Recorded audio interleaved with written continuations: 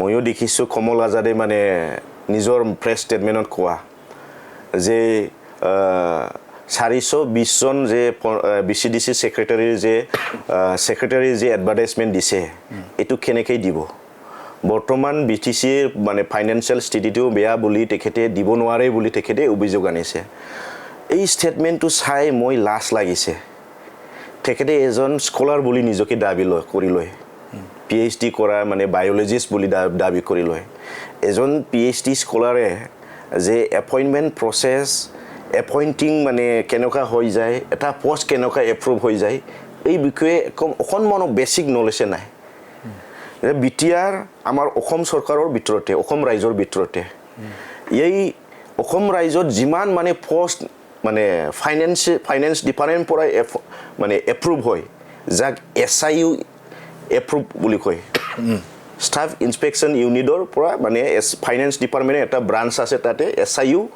branch তাতে পৰা মানে এপ্ৰুভ হ'ব লাগে যেতিয়া এই ফাইনান্স ডিপাৰ্টমেণ্টৰ পৰা এপ্ৰুভ হৈ আহে তেতিয়াহে এই পোষ্টবোৰ এডভাৰটাইজ কৰিব পাৰে বিফৰ SIU এপ্ৰুভল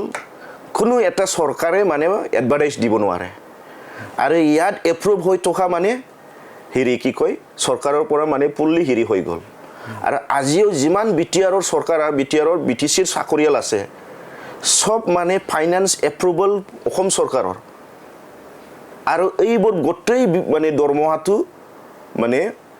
শিক্ষকেৰ দৰমহা কক জুনিয়ৰ এসিস্ট্যান্ট কোনিবা ইঞ্জিনিয়াৰ কোনিবা আমাৰ